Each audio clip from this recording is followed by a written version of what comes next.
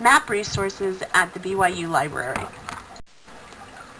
Go west, young man. This saying is attributed to Horace Greeley about 1850, although some reports have it as early as 1833.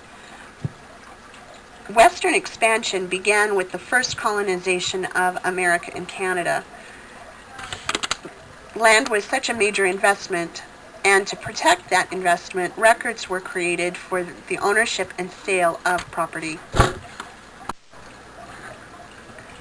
These records can help place our ancestors in a particular place, time, and economic status. The sale of land can give clues to a death, a marriage, or even a family relationship. Deeds were the first records to be restored after a courthouse fire. After all, you don't know who to collect taxes from unless you know who owns the land. Land was the one constant in our ancestors' lives. Their family dynamics may change, their economic status may change, but the land remained constant. It determined what crops they planted, what industry they participated in, what transportation was available, and even the migration routes. Today we'll be talking about 3 different resources available to us at the BYU Library. The first is an online resource called the Sanborn Fire Insurance Maps. The second is a map finding aid, and the third are land ownership maps on microfiche. Here we are on our home page, but we need to go to the Harold B. Lee Library page first. So let's go ahead and click on the words Harold B. Lee Library. That takes us to the Harold B. Lee Library catalog homepage.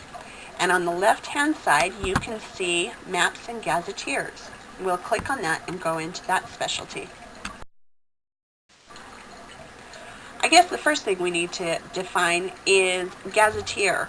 Most of us are familiar with what a map is, but a gazetteer is a geographical dictionary. It's a book full of lists of place names, physical feature names, and other things that can really help you find the location of an ancestor's residence. It's especially helpful to find defunct towns or ghost towns.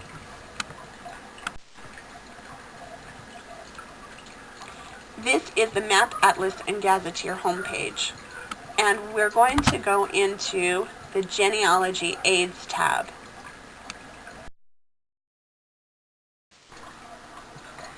The Genealogy Aids tab has many online resources that are great for us to be able to further our ancestral quest. As we scroll down the page, we can see the Sanborn Fire Maps, the Sanborn Maps ProQuest, and we're going to go into those and take a look.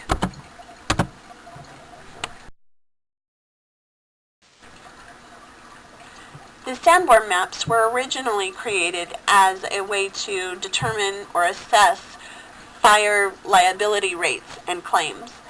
And so it won't have our ancestors' names on it, but it will have the businesses and industries that are in the area and the names of those oftentimes. In this case, I've chosen a map from California, from the San Francisco area, between 1886 and 1893. That's when they considered this map good.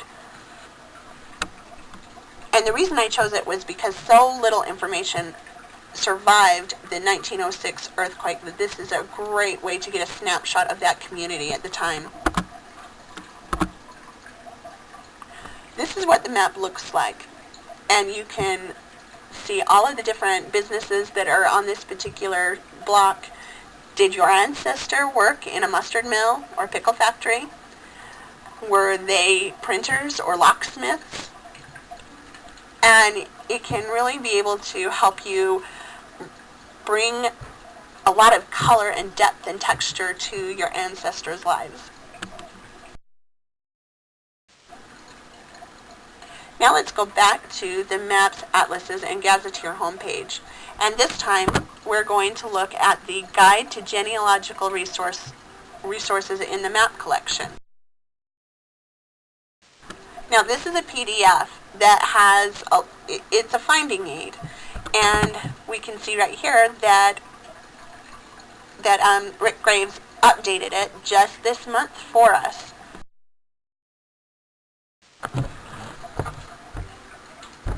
This PDF has a list of all of the call numbers associated with the map collections in the map department. For example, if we're looking for an ancestor in Manitoba and we really are unfamiliar with the area, this would be a great place to go over and physically look at these maps. So you can find maps about Manitoba between G1155 and G3480. And the students over there are great to help us.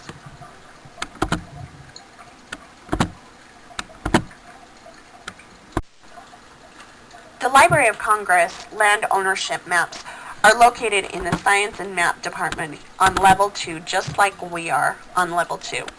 We're here in the Family History Center, and the maps are over in the Science and Maps Department. I had a really hard time finding them. They are tucked away in a very small file cabinet behind one of the columns. I asked the kids at the help desk, and they helped me immediately find them. We can bring them back to look at them on our digital microfilm reader, but please, please, please make sure that you return them so they are not accidentally filed in amongst our microfiche.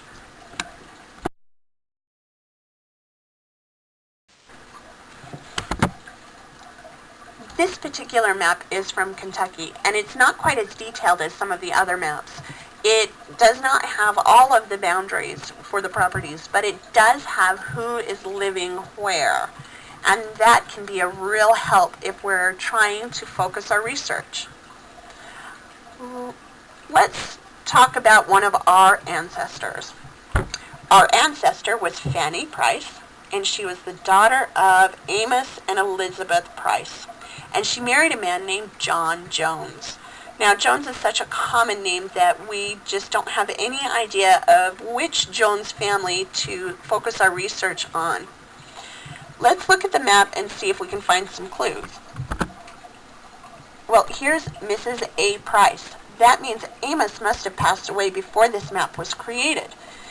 Have we found his probate record? He was in the last census.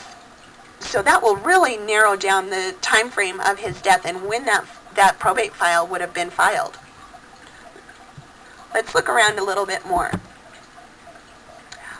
Here are two Jones families living right next to each other, or close to each other, and they are within courting distance to Fanny and her mother.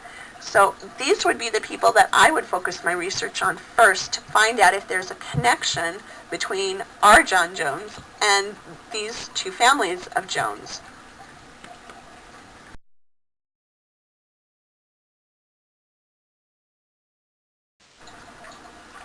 I hope I've given you just a small taste of what is available at the Harold B. Lee Library in the Maps Department that can help us with our genealogy. The Harold B. Lee Library Maps Department has one of the largest collections of maps and gazetteers in the Intermountain West, and so we really need to take advantage of that. And so you know what they always say, if all else fails, go to the maps.